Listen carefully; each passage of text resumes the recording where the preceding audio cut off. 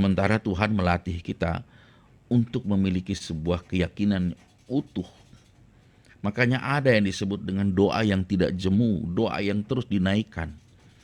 Jadi kalau saudara berdoa untuk sesuatu yang benar, ya, bukan sesuatu yang Anda butuhkan, tetapi yang benar, ya, sesuatu yang benar. Misalnya Anda mendoakan seseorang supaya dia berubah, ya, beda kan sama Anda cuma berdoa supaya kebutuhan-kebutuhan tercukupi. Makanya sebenarnya iman kita itu bukan hanya berjuang untuk mendapatkan sesuatu, untuk menang atas sesuatu, atas sembuh atau atas sesuatu. Tapi iman kita itu memperjuangkan orang lain diselamatkan. Nah, kalau kita sampai berdoa di situ dan orang itu belum berubah-berubah juga, jangan pernah berhenti.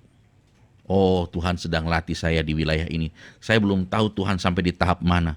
Tetapi yang saya tahu, kalau engkau belum jawab sekarang ini, seperti yang saya doakan, berarti Tuhan sedang bicara bahwa saya mesti terus berdoa dan tidak berkeputusan.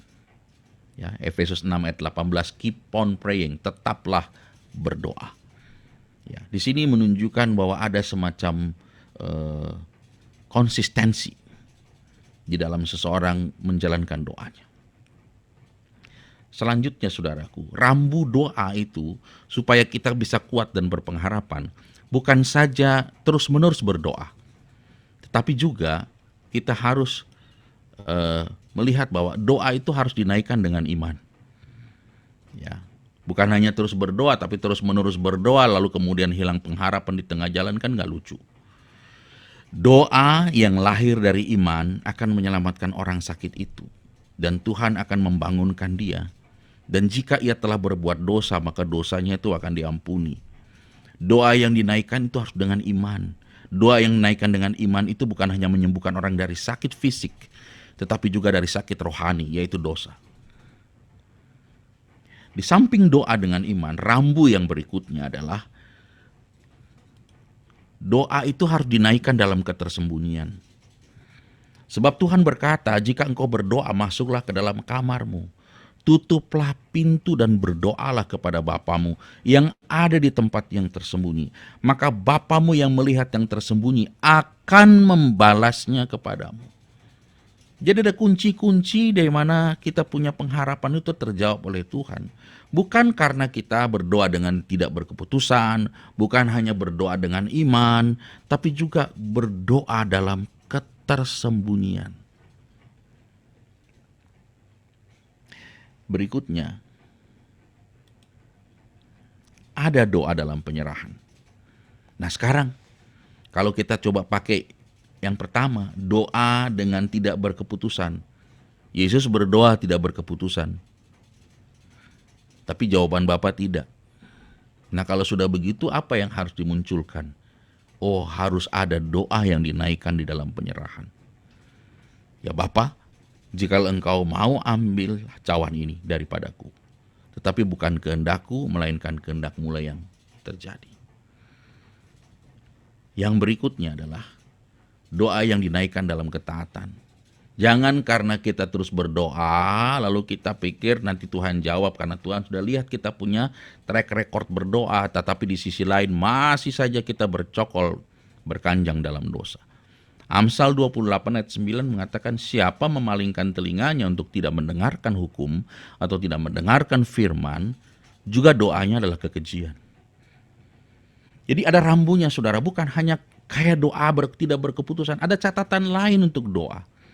Makanya saya tidak hanya menekankan soal tidak berkeputusannya, tapi ada yang lain. Dia harus dinaikkan dengan iman, dia ada dalam sebuah ketersembunyian, dia harus dinaikkan dalam ketaatan. Dan doa juga harus dinaikkan dalam kehendaknya. Ayat ini seringkali tekanannya salah. Banyak orang mengatakan, mintalah apa saja yang kamu kehendaki. Dia potong bagian atasnya. Padahal ini digunakan kalimat sebab akibat. Jikalau kamu tinggal di dalam aku dan firmanku tinggal dalam kamu. Artinya kalau kita hidup di dalam kehendaknya dan kehendaknya ada di dalam kita, maka minta apa saja Tuhan akan menjawab. Tentu permintaan kita bukan yang disebut Yakobus. Kita salah meminta, tidak mungkin, karena kita sudah di dalam Dia dan kehendaknya di dalam kita. Maka permintaan kita pasti satu frekuensi dengan kemauannya sendiri. Dan itu pasti dijawab oleh Tuhan. Selanjutnya, nah ini dia. Doa yang semacam ini, ya, yang seringkali dianggap sebagai sebuah ketidakpantasan. Doa yang merengkuh kerapuhan. Ini doa Paulus.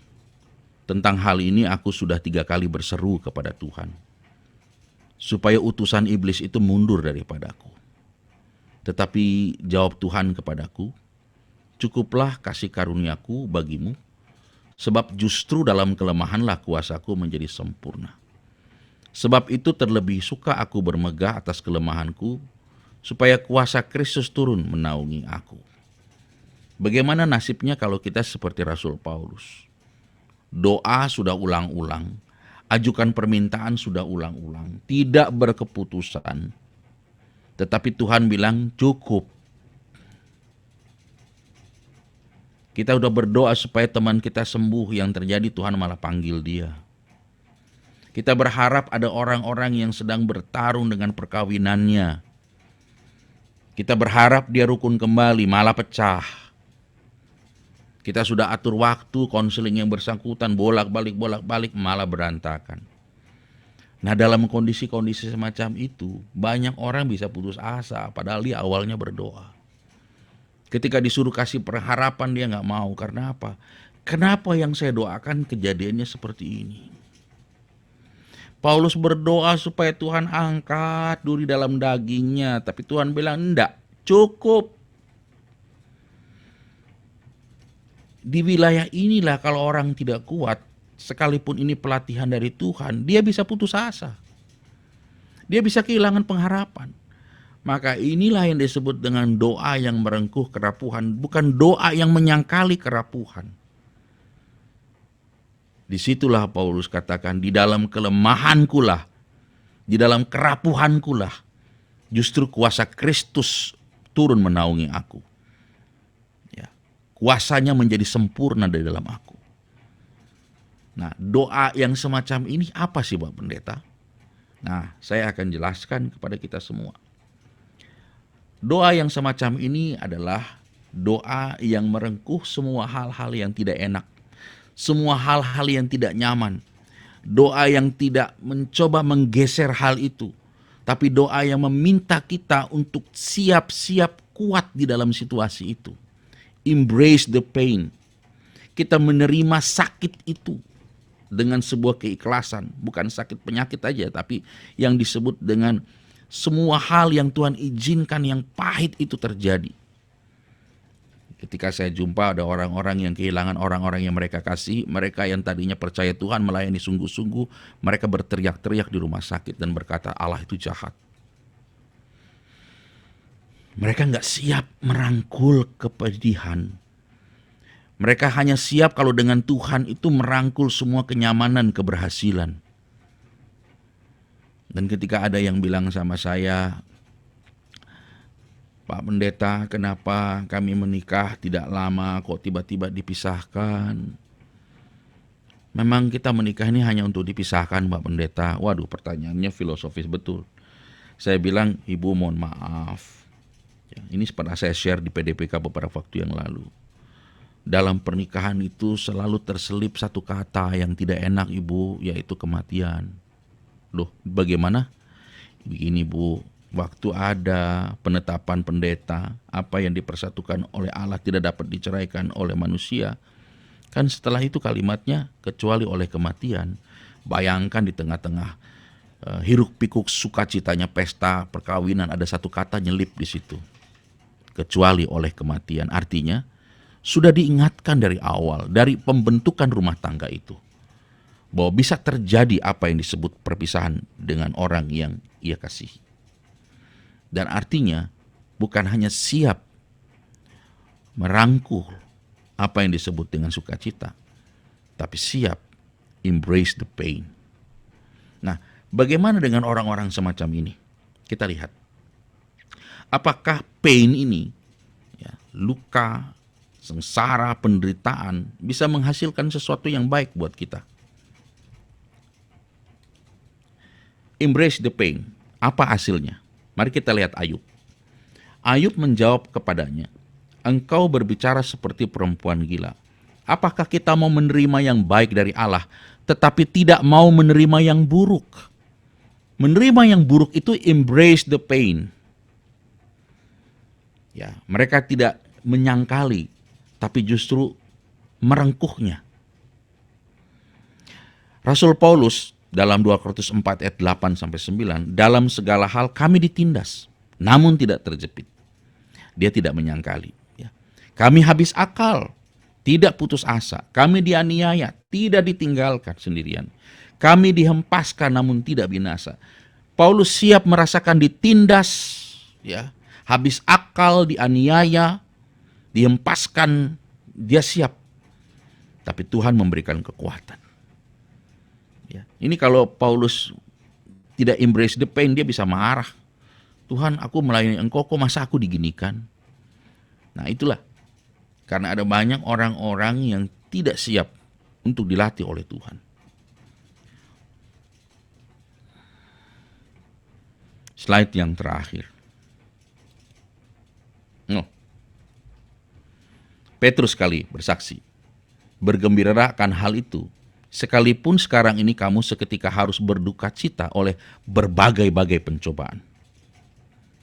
Ya, maksud semuanya itu membuktikan kemurnian imanmu, yang jauh lebih tinggi nilainya daripada emas yang fana, yang diuji kemurniannya dengan api, sehingga kamu memperoleh puji-pujian dan kemuliaan dan kehormatan pada hari Yesus Kristus menyatakan dirinya.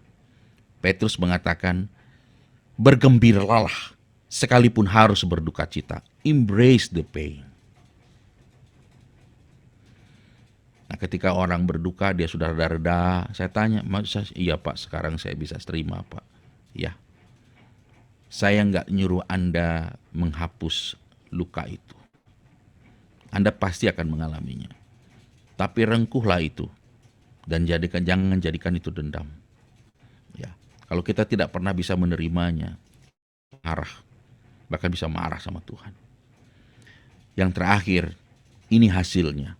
Jawaban untuk pertanyaan di depan. Dan bukan hanya itu saja. Kita malah bermegah juga dalam kesengsaraan kita. Karena kita tahu kesengsaraan itu menimbulkan ketekunan. Dan ketekunan menimbulkan tahan uji. Dan tahan uji menimbulkan pengharapan. Jadi saudara-saudara, tidak ada pengharapan kalau tidak dimulai dengan embrace the pain. Kita menerima kesengsaraan karena kebenaran, bukan kesengsaraan karena dosa. Kita terima kesengsaraan itu. Karena kesengsaraan itu akan melatih otot iman kita untuk menghasilkan apa yang disebut ketekunan. Dari ketekunan itulah akan menghasilkan tahan uji, baru kita akan berbicara soal pengharapan. Jadi kalau begitu pengharapan itu tumbuh dari sebuah kesulitan yang luar biasa. Ya. Dan hari ini kita belajar untuk rangkul itu. Rangkul semua yang diizinkan Tuhan yang pahit.